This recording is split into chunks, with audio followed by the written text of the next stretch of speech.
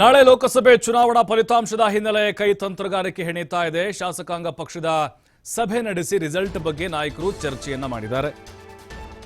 ನಾಳೆ ರಿಸಲ್ಟ್ ಬರ್ತಾ ಇದೆ. ಕಾಂಗ್ರೆಸ್ನವರು ಕೂಡ ತಂತ್ರಗಾರಿಕೆಯನ್ನು ಹೆಣೆದಿದ್ದಾರೆ. ಮೇಲ್ಮನೆ ಚುನಾವಣೆ ಲೋಕಸಭೆ ಫಲಿತಾಂಶದ ಬಗ್ಗೆ ಚರ್ಚೆಯನ್ನು ನಡೆಸಿದ್ದಾರೆ. ಅಂದ್ರೆ ಈಗ 6 ಕ್ಷೇತ್ರಗಳು ಮತ್ತು 11 ಕ್ಷೇತ್ರಗಳ ಬಗ್ಗೆ ಬಿಜೆಪಿ ಪರವಾಗಿ ಸರ್ವೆ ರಿಪೋರ್ಟ್ ಬಂದಿದೆ. ಬಹುತೇಕವಾಗಿ ಎಲ್ಲ ಸಮೀಕ್ಷೆಗಳು ಹೇಳಿದಾವೆ ಎನ್ಡಿಎ ಮುನ್ನಡೆಯನ್ನು ಸಾಧಿಸುತ್ತೆ ಅಂತೇಳಿ. ಆದರೆ ವಾಸ್ತವವಾಗಿ ಇಂಡಿಯಾ ಮೈತ್ರಿಕೂಟದ ಪರ ಬೆಂಬಲ ಇದೆ. ಇವಿಎಂ ಮಷಿನ್ಗಳ ಬಗ್ಗೆ ಎಚ್ಚರಿಕೆ ಇರಬೇಕು. ಮತ ಎಣಿಕೆ ಕೇಂದ್ರದಲ್ಲಿ ಹದ್ದಿನ ಕಣ್ಣಿಡಿ ಅಂತ ಸೂಚನೆಯನ್ನು ಕೊಟ್ಟಿದ್ದಾರೆ ಶಾಸಕಾಂಗ ಸಭೆಯಲ್ಲಿ ಸಿಎಂ ಹಾಗೆ ಡಿಸಿಎಂ. ಇವಿಎಂನಲ್ಲಿ ಏನಾದರೂ ದೋಷಗಳಾದ್ರೆ ನಮ್ಮ ಗಮನಕ್ಕೆ ತನ್ನಿ ಅಥವಾ ಚುನಾವಣಾ ಆಯೋಗಕ್ಕೆ ದೂರು ಕೊಡಿ ಅಂತ ಸೂಚನೆಯನ್ನು ಕೊಟ್ಟಿದ್ದಾರೆ. ಬಹುತೇಕ ಸರ್ವೆಗಳು ಎನ್ಡಿಎ ಮತ್ತೆ ಅಧಿಕಾರಕ್ಕೆ ಬರುತ್ತೆ ಅಂತ ಭವಿಷ್ಯವನ್ನು ನುಡಿದಿದ್ದಾವೆ. ಕಾಂಗ್ರೆಸ್ ನಾಯಕರ ವಿಶ್ವಾಸ ಇದೆ 295 295ಕ್ಕಿಂತ ಒಂದು ಕಡಿಮೆ ಬರಲ್ಲ ಅನ್ನುವಂಥ ನಂಬಿಕೆಯಲ್ಲಿ ಕಾಂಗ್ರೆಸ್ ನಾಯಕರಿದ್ದಾರೆ. ಈ ಸರ್ವೆಗಳನ್ನು ಎಲ್ಲ ಅವರು ಅಲ್ಲಗಳೆದಿದ್ದಾರೆ.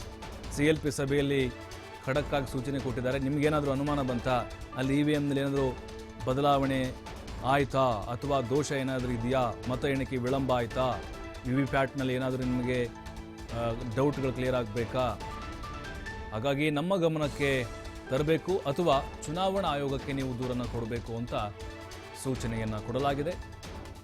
ಆಮೇಲೆ ಅಲ್ಲಿ ಪಕ್ಷದ ಏಜೆಂಟ್ ಇರ್ತಾರೆ, ಅಭ್ಯರ್ಥಿಗಳು ಕೂಡ ಇರ್ತಾರೆ.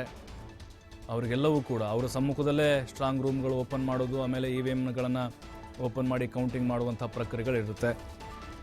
ಬಟ್ ಈಗ ಕಾಂಗ್ರೆಸ್ ನಾಯಕರು ಕೂಡ ಹಲವು ಅನುಮಾನಗಳನ್ನು ವ್ಯಕ್ತಪಡಿಸ್ತಾ ಇದ್ದಾರೆ.